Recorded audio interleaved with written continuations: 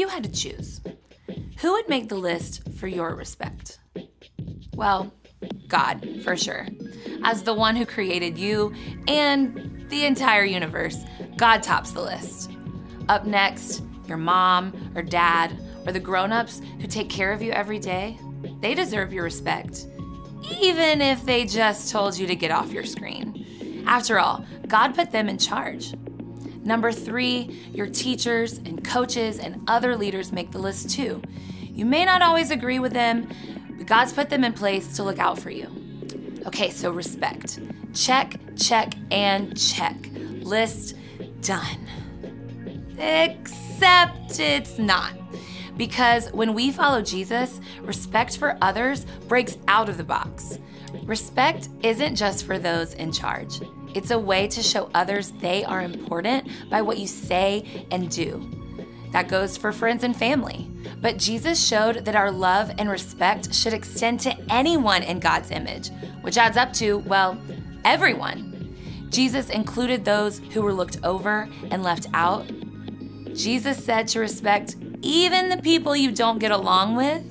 And Jesus showed that the ultimate mark of respect is to give someone your time and attention. True respect is more than a list. It's a lifestyle. And when others see how you love everyone and put others first, they can see God shining through you. That's why respect is an amazing way to worship God with your life.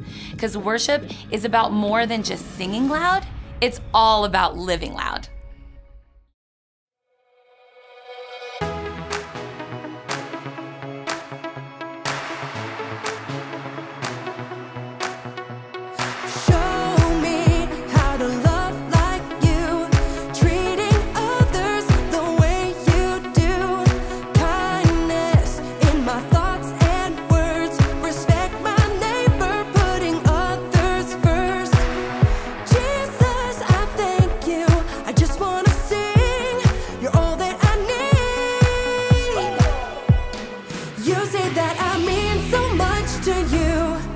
You love me like a friend and help me through. So I will worship you in all I do. So I live my life to show that I know you're everything to me. You're everything to me. You're everything to me. So I live my life to show that I know you're everything to me. You taught us a brand new way to follow you in what we do and say. Jesus, you are for us. Help us be more like you every day. Jesus, I thank you. I just want to sing. You're all that I need. You say that I mean so much to you. You love me like a friend and help me through. So I will worship you in all I do. So I live my life to show that I know you're everything to me. You're everything to me. You're everything to me. So I live my life to show that I know you're everything to me. I'm gonna lift my voice to you. Jesus, you make me sing. I'm gonna live my life for you. You're everything to me. I'm gonna lift my voice to you. Jesus, you make me sing. I'm gonna live my life for you. You're everything to me. You say that I mean so much to you. You love me like a friend and help me through. So I will worship you in all I do. So I live my life to show that I know. You say that I mean so much to you. You love me like a friend and help me through. So I will worship you in all I do. So I live my life to show that I know you're everything to me. You're everything to me.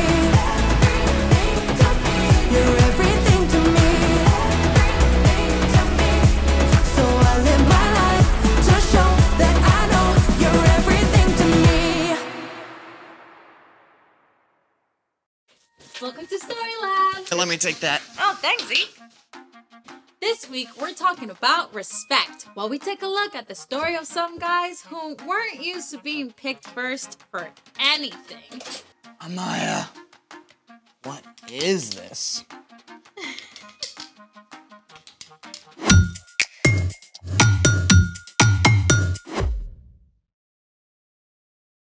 Hey, I'm Amaya. And I'm Zeke, and we're talking about respect, which is showing others they are important by what you say and do.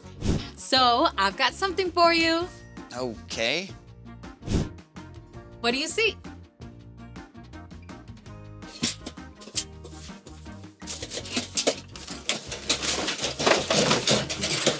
Trash. That's what I thought too, until I saw what my friend Abby does. Well, do I get to see too? Absolutely. I think she deserves a drum roll. Hey guys.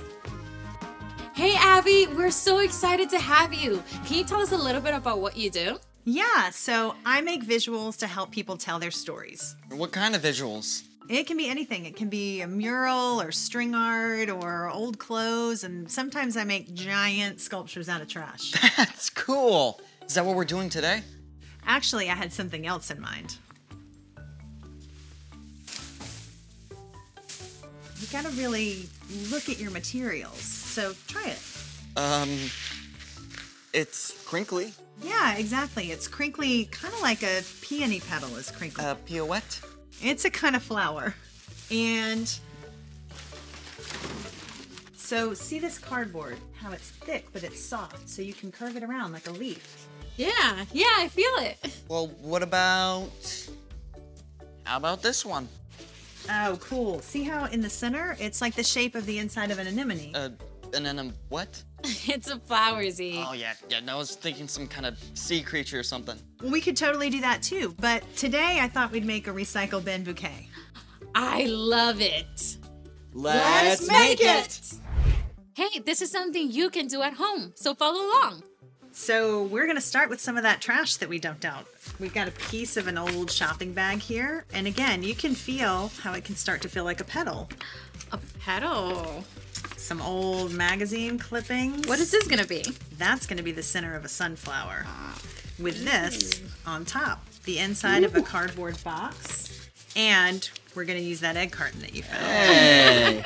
Pass those on back now that you've felt them, and I'm gonna show you what our first step is. We're gonna start with this guy, because as you can see, we got a yellow bag, so that's gonna be our sunflower petals. Right. The first thing that you wanna do is cut a circle, and then you're gonna go through and make all the petals, one cut after another.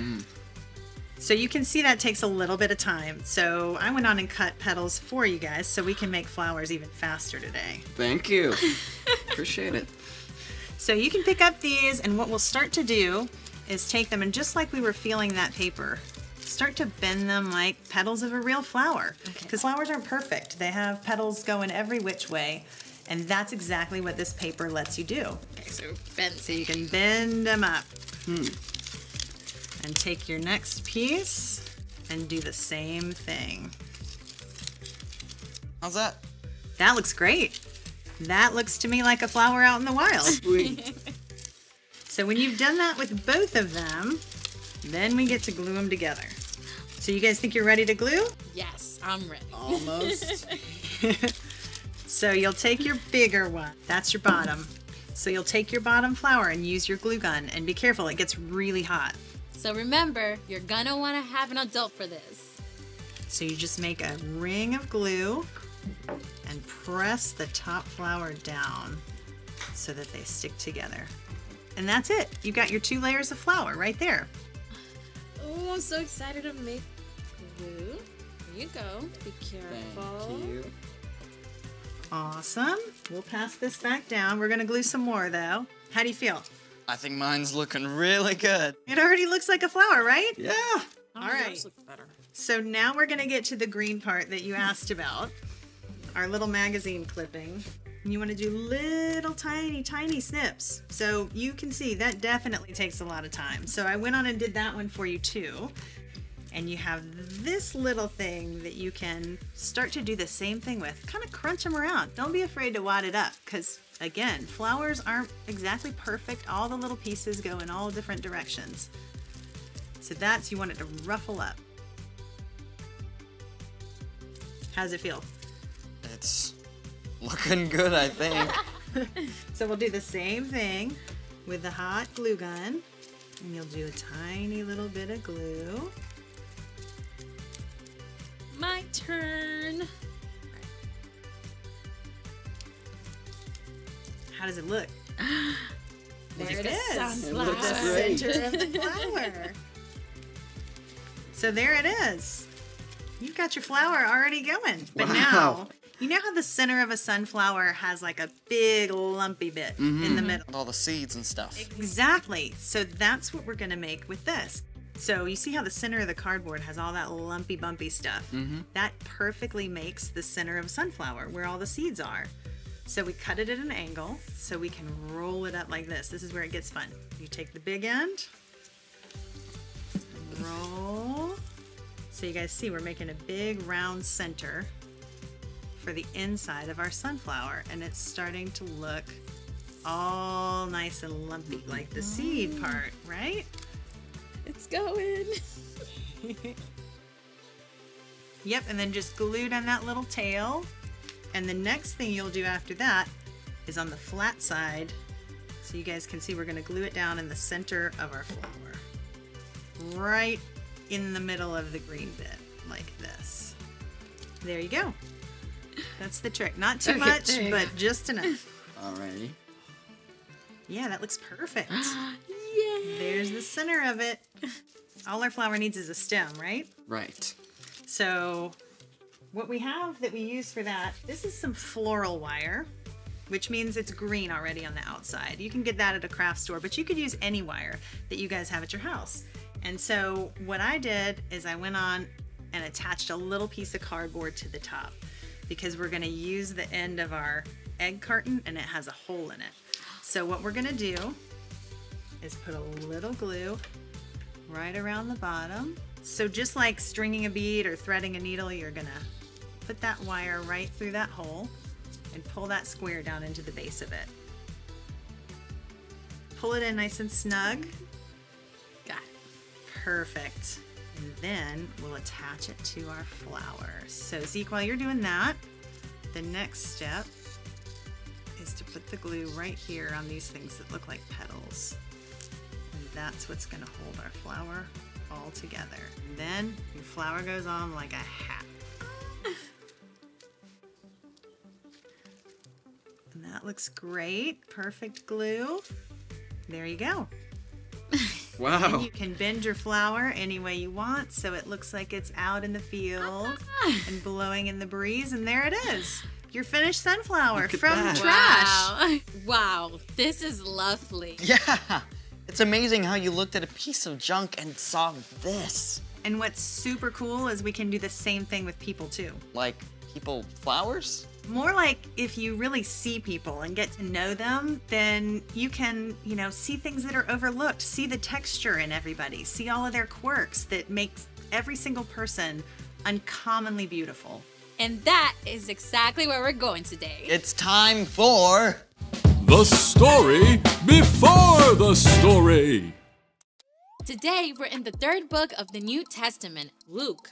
But before Luke, in the very beginning, out of a deep, deep love, God made an amazing world. But when people turned away from God, the world was broken. God made a plan to draw people back into a relationship. So at the right time, God sent a tiny baby to be born in the small town of Bethlehem, God's very own son, Jesus. When Jesus grew up, he was baptized in the Jordan River. God spoke from heaven. This is my son, and I love him. I am very pleased with him. Which is where our story starts. Take it away. Hey everyone, I'm Brian. After 40 days in the wilderness, Jesus began to go from town to town, teaching and healing. Even though he's God's son, he didn't start out in the capital city of Jerusalem. He didn't go to the fine homes of the religious leaders. Instead, Jesus met with ordinary, everyday people on hillsides and by the lake shore. And he chose some of the most unlikely people to be his closest friends and followers. 4 of these men were uneducated fishermen: Peter, Andrew, James, and John. One morning after a long night of fishing, Peter and his friends had caught exactly 0 fish. What a drag. Cleaning the nets without a single fish to show for it. I may fall asleep right here. This morning, the fishermen weren't alone on the beach. Jesus was standing on the lakeshore, and though it was early, a huge crowd had gathered. They were so eager to get close to Jesus that they jostled and shoved, backing him right up to the water. But instead of pushing back, Jesus simply stepped over into Peter's boat and said, Go out a little way from shore. Now, if you're Peter, you're probably feeling a whole bunch of things. On the one hand, after fishing all night, you really want to get home and go to bed. But on the other hand, this unusual teacher has singled you out of the crowd to help him. I mean, you're used to people just ignoring you, or wrinkling their noses at the fishy smell you can't get out of your clothes. With all those things racing through his head, Peter did just what Jesus asked and guided the boat a little way out from shore. When Jesus was done speaking, he turned to Peter and said, Go out into deep water. Let down the nets so you can catch some fish. Master, we've worked hard all night and haven't caught anything. Now, even though Peter couldn't help protesting a little, he already respected Jesus' authority. But because you say so, I will let down the nets. Peter guided the boat out into deep water, and he and Andrew let down their nets, expecting more disappointment. Instead, whole schools of fish seemed to appear out of nowhere. Oh, Andrew, pull harder! The net is going to burst! Peter called out to his fishing partners back on shore. James, John, bring the boat! It took everyone to reel in the nets. Both boats overflowed with floundering fish. Back on shore, Peter was so overwhelmed, he didn't give a single thought to that massive haul of fish. Instead, he threw himself down at Jesus' feet. Go away from me, Lord. I am a sinful man. Jesus smiled at the group of ragtag fishermen. Don't be afraid. From now on, you will fish for people. The crowd must have been shocked to see Jesus choose these common fishermen as close friends and disciples. Right away, Peter, Andrew, James, and John hauled their boats up on shore. They didn't even stop to clean and sell all those fish. Jesus wasn't finished calling disciples. One day he stopped at a booth where a man named Matthew was collecting taxes. Okay, now, first thing you gotta understand, no one talked to a tax collector unless they had to. These men were hired to collect taxes from their own people for the Roman government. They would charge extra to cover their own salaries. I mean, everybody hated them for it. But Jesus walked right up to Matthew. Come, follow me. Everyone was shocked, including Matthew. But Matthew didn't hesitate. Something inside him just recognized that Jesus was special. He got up immediately to follow Jesus, and even invited Jesus to come to a dinner party at his house. At Matthew's home, Jesus shared a meal with tax collectors and others who were seen as outcasts. The religious leaders were shocked. They grumbled to Jesus' disciples. Why do you eat and drink with tax collectors and sinners? Jesus heard what they were saying. Healthy people don't need a doctor. Sick people do. I have not come to get those who think they are right with God to follow me. I have come to get sinners to turn away from their sins. Jesus wasn't worried about collecting the right followers or popular friends. Instead, he included everyone. Jesus chose to spend his time with people who saw how much they needed him, instead of those, like the religious leaders, who thought they were too important to need help. The end. I wonder who Jesus would talk to if he came to my school. That is a great question. It's like Jesus' teaching went beyond anything anyone has ever heard before. So, what's our part in the story? Every single person ever is made in God's image. That means everybody you meet is important and worthy of love. Just like Jesus, we can choose to include the people who get overlooked and left out. Maybe people who aren't popular. Or people who are new or different. Even people who have messed up. Yeah, like there's this girl in my school who eats by herself at a table in the corner every day. I could invite her to have lunch with me. Yeah, and there's this kid in my grade who always gets picked last for stuff. I could have him be my lab partner in science class. I think you guys have got it. See you next time. So here's the thing. Include people who are left out. Hey, do we get to make more flowers? Oh, already on it. Wow.